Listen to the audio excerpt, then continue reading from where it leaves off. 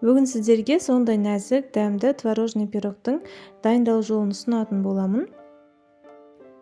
Видеоны соңына дейін қарай отырыңыздар, және де арнаға тіркелмеген болсаңыз, тіркеліп, лайк басып, комментарий жазуды ұмытпаңыздар.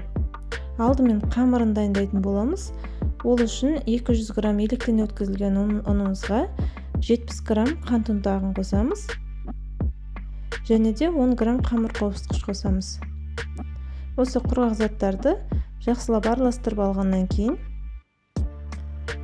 салқын сары майымызды осылай бөліп қосатын боламыз. Майымызды жақсылап араластырып крошка жасайтын боламыз. Және де 20 грамм 20% қаймақ қосамыз. Ол бір ас қасық көлемінде болады. Және жұмыртқаның сары уызын саламыз. Бір жұмыртқаның сары уызын қосамыз.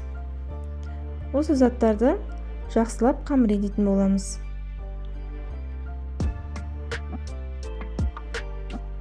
Массамыз әбден біркелкі болғанша илейтін боламыз.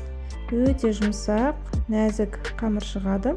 Бұл қамырды пищевой пленкаға немесе целлофанға орап, тоңазытқышқа қоя тұрамыз.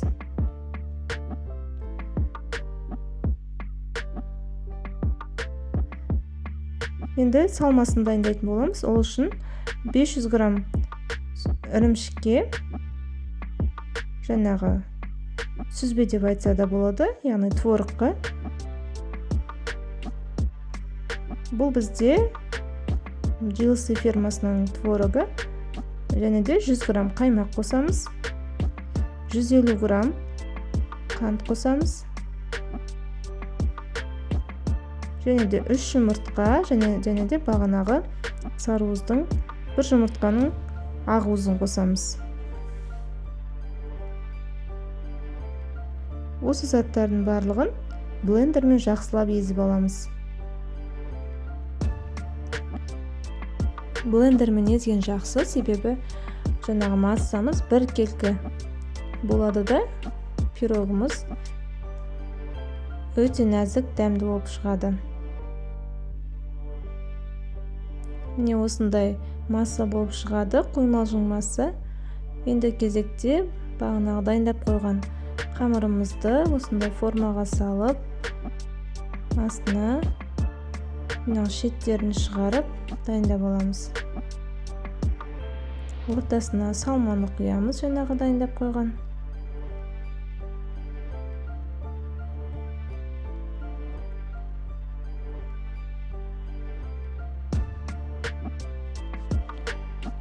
Осылай бетін тегістеп жібереміз.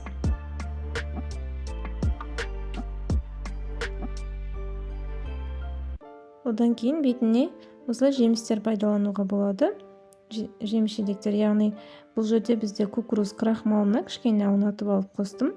Сонда жаңағы жидектеріміз суы шықпай әдемі пісетін болады.